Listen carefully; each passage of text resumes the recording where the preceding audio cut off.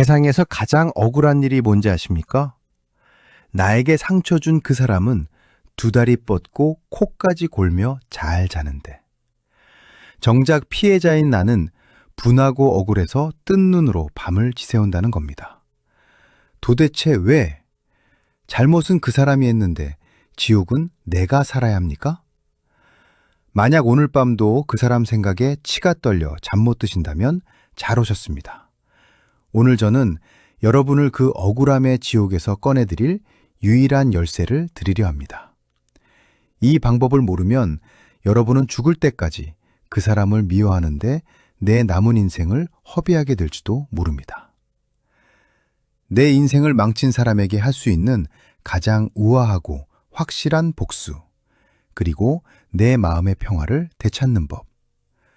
상처받은 내 마음의 주인이 다시 나로 돌아오는 과정에 대해 아주 깊은 이야기를 나눠보려 합니다. 본격적으로 이야기 들어가기 앞서 먼저 구독과 좋아요 한 표씩 부탁드리겠습니다. 여러분의 응원이 다음 주제를 정해서 공유하는데 정말 큰 힘이 됩니다. 안녕하세요. 오늘 여러분과 아주 깊은 마음속 이야기를 나눠보려 합니다. 혹시 살면서 이런 생각 해보신 적 있으신가요? 왜 나만 항상 피해자가 되는 것 같지? 왜 사람들은 나를 만만하게 볼까? 내 주변엔 왜 이렇게 이기적인 사람들밖에 없을까? 만약 지금 고개를 끄덕이고 계신다면 오늘 이 시간이 여러분에게 작은 해답이 되었으면 좋겠습니다. 우리는 늘 궁금해합니다. 도대체 내 인생은 어디서부터 꼬인 걸까? 나는 배려하고 참았는데 왜 돌아오는 건 상처뿐일까? 특히 누군가 때문에 억울하고 분해서 잠 못 드는 밤이 있다면, 저 사람은 발 뻗고 자는데 나만 지옥 속에 있는 것 같아 괴롭다면, 지금부터 제가 들려드리는 이야기에 귀 기울여 주시길 바랍니다. 오늘 이야기는 타인에게 휘둘리지 않고 단단하게 관계를 맺는 방법, 그리고 무엇보다 잃어버린 나를 되찾는 여정입니다. 먼저 제가 가장 힘들었을 때 저를 구원해 주었던, 하지만 처음엔 너무나 받아들이기 힘들었던 문장 하나를 소개하고 싶습니다. 어떤 자극이 오더라도 당신이 느끼는 감정에 대한 책임은 당신에게 있다. 어떠신가요? 이 말을 듣고 어떤 기분이 드시나요? 솔직히 말씀드리면 저는 처음에 이 말을 듣고 피가 거꾸로 솟는 것 같았습니다. 정말 화가 났어요. 아니, 이게 무슨 말도 안 되는 소리야. 저 사람이 나한테 먼저 시비를 걸었잖아. 저 사람이 나를 때렸고 나한테 욕을 했어. 그래서 내가 화가 나고 억울한 건데 이 감정의 책임이 나한테 있다고? 피해자인 나한테? 도저히 받아들일 수가 없었죠. 그건 궤변처럼 들렸습니다. 제가 억울한 이 마음을 해결하려면 어떻게 해야 할까요? 당연히 가해자인 그 사람이 나한테 와서 무릎 꿇고 빌어야죠. 사과하고 보상해야죠. 그래야 내 마음이 풀릴 것 같았습니다. 그런데 여러분, 가만히 한번 생각해 보세요. 그 사람이 사과를 해야만 내가 치유된다는 생각. 이게 무엇을 의미하는지 아십니까? 바로 내 마음을 치유할 수 있는 열쇠, 내 감정의 키를 그 사람 손에 쥐어준 꼴입니다. 자, 여기 제 마음의 열쇠가 있습니다. 당신이 문을 열어줘야 제가 나을 수 있어요. 제발 저를 치유해 주세요. 라고 애원하는 것과 다를 게 없다는 겁니다. 하지만 현실은 어떤가요? 나에게 상처 준 그 사람은 사과는커녕 도망다니기 바쁩니다. 혹은 자신이 뭘 잘못했는지조차 모릅니다. 그럼 나는 어떻게 되나요? 그 사람이 쥐고 있는 열쇠를 받기 위해 평생 그 사람 뒤만 쫓아다녀야 합니다. 내 인생인데, 내 감정인데 그 주도권이 저 사람에게 있는 겁니다. 얼마나 비참하고 수동적인 삶입니까? 감정의 책임이 나에게 있다는 말은 네가 맞을 짓을 했으니까 참아 라는 뜻이 절대 아닙니다. 그 사람의 잘못된 행동은 그 사람의 책임입니다.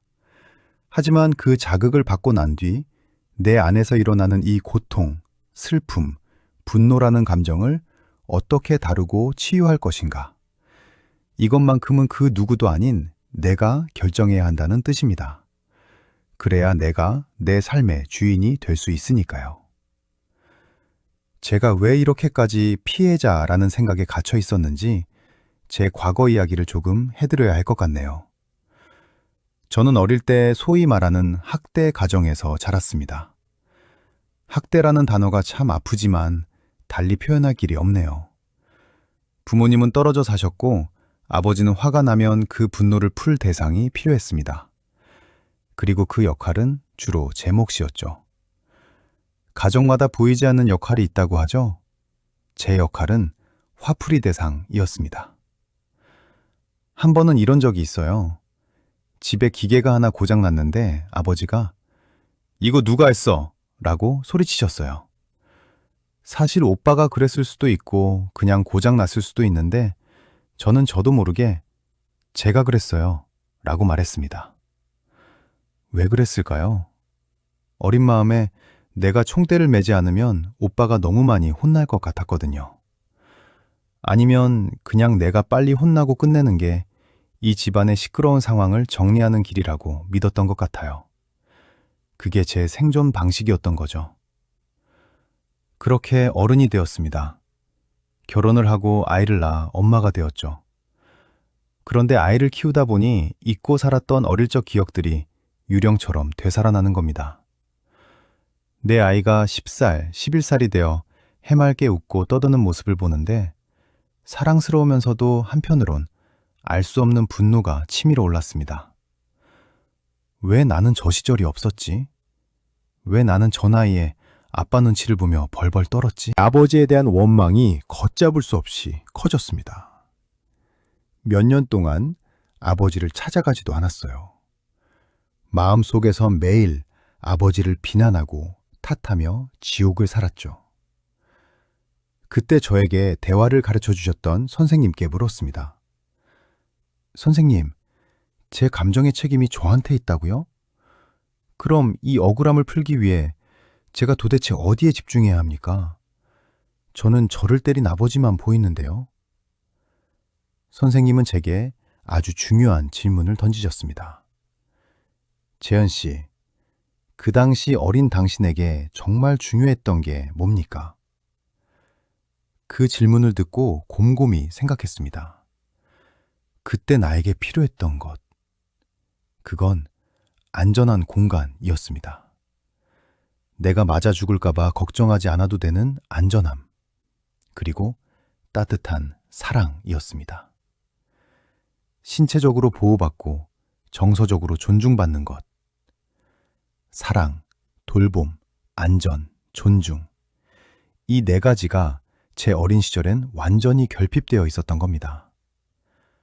그 사실을 깨닫는 순간 분노가 사라지고 그 자리에 거대한 슬픔이 밀려왔습니다. 아버지를 죽도록 미워했던 마음 대신 그토록 사랑과 안전을 원했던 어린 재현이가 보이기 시작한 거죠. 하염없이 눈물이 났습니다. 선생님은 다시 부르셨습니다.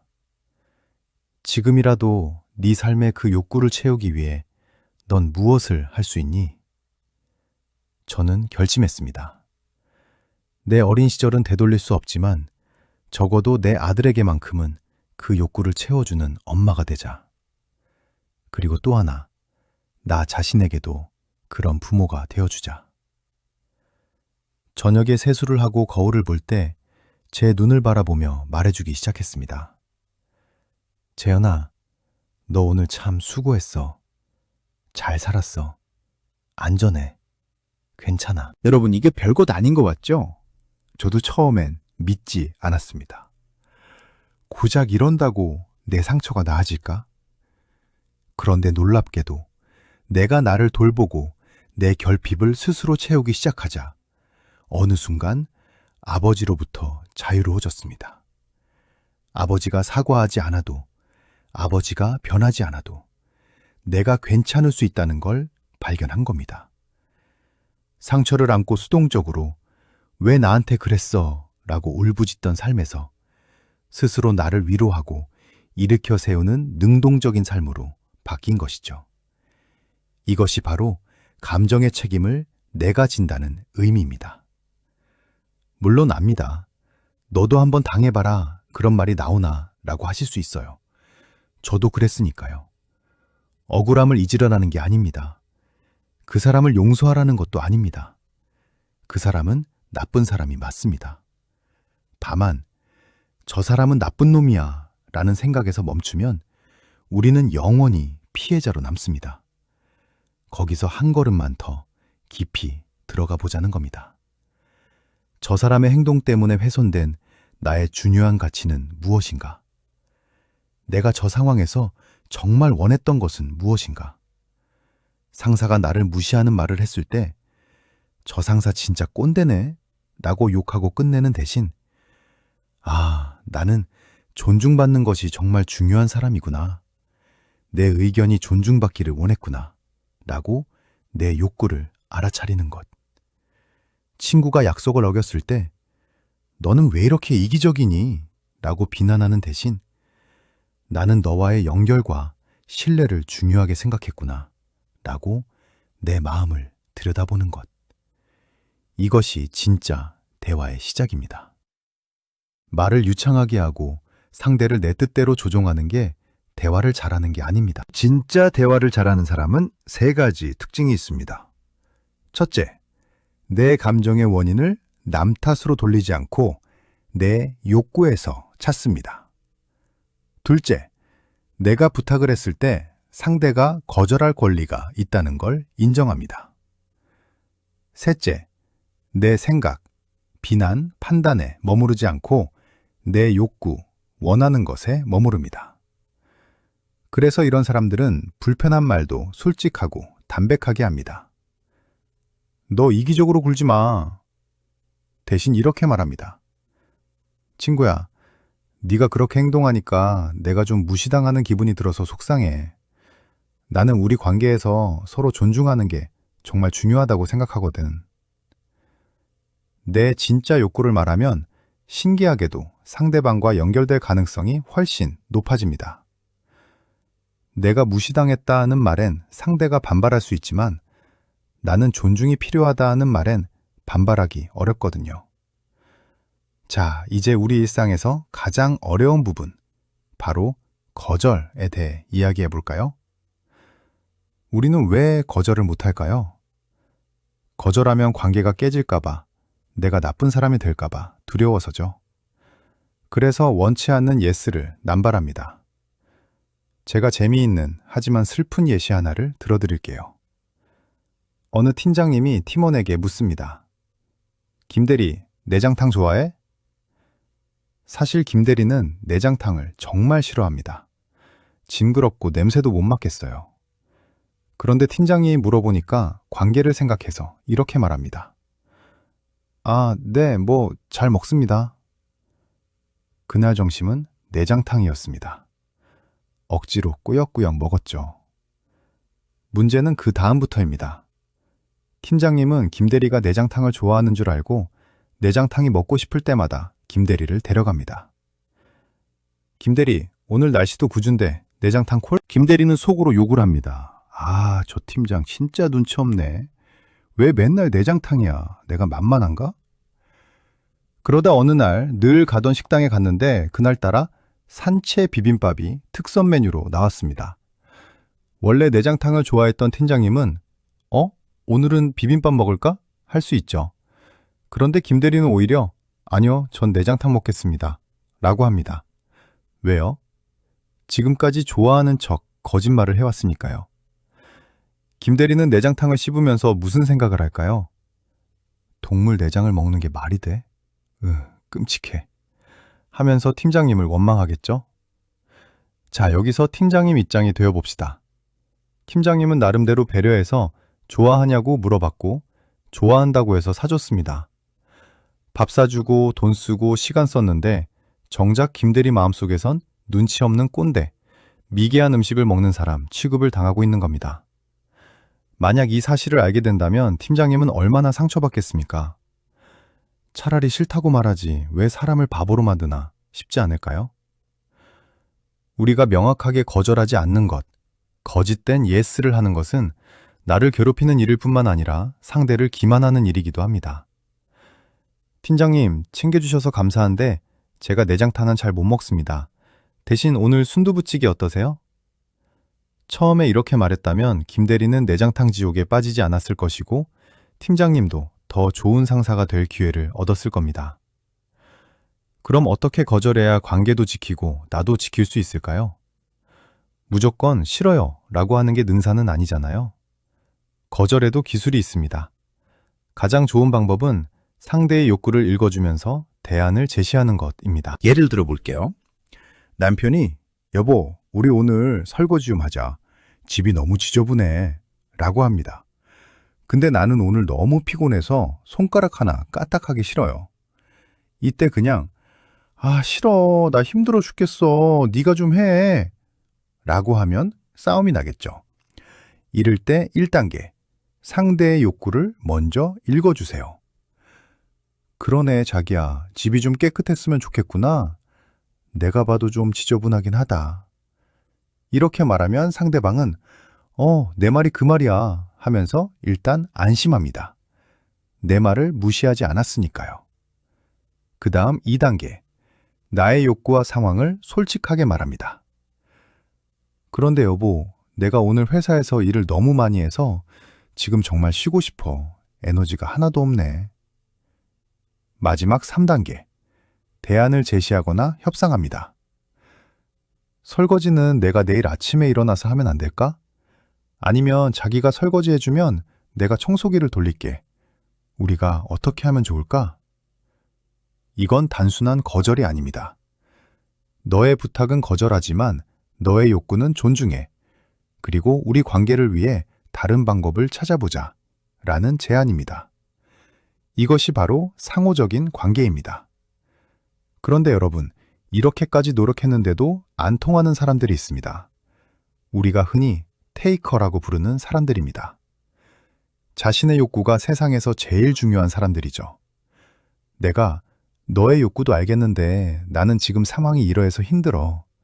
라고 정중하게 거절하고 대안을 제시했는데도 야, 네가 뭐가 힘들어? 내가 급하다니까? 네가 좀 희생하면 되잖아. 라며 막무가내로 나오는 사람들. 이런 관계라면 진지하게 고민해 보셔야 합니다.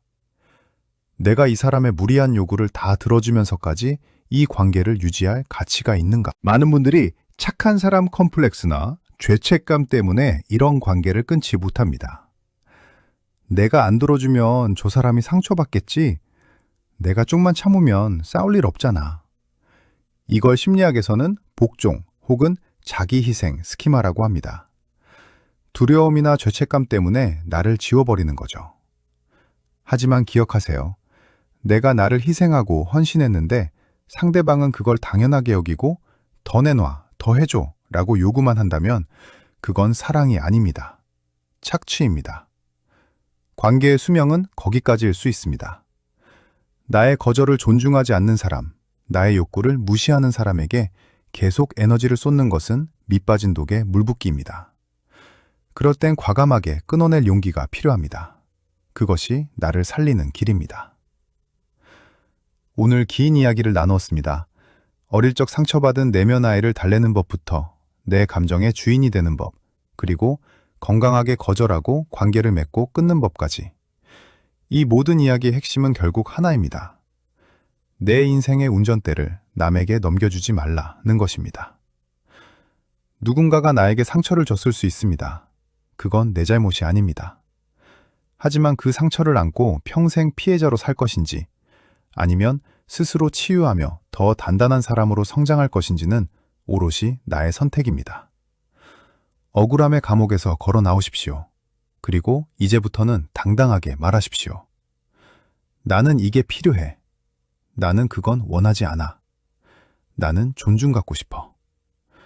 여러분이 스스로의 욕구를 존중해 줄 때 세상도 여러분을 존중하기 시작할 것입니다. 부디 오늘 밤은 남 탓도 내 탓도 하지 말고 거울 속에 나를 보며 오늘 하루도 고생했다. 넌 충분히 가치 있는 사람이야 라고 따뜻하게 말해주는 밤이 되길 바랍니다. 끝까지 들어주셔서 너무 감사합니다. 구독과 좋아요 부탁드리며 다음 주제로 금방 찾아뵙도록 하겠습니다. 들어주셔서 감사합니다.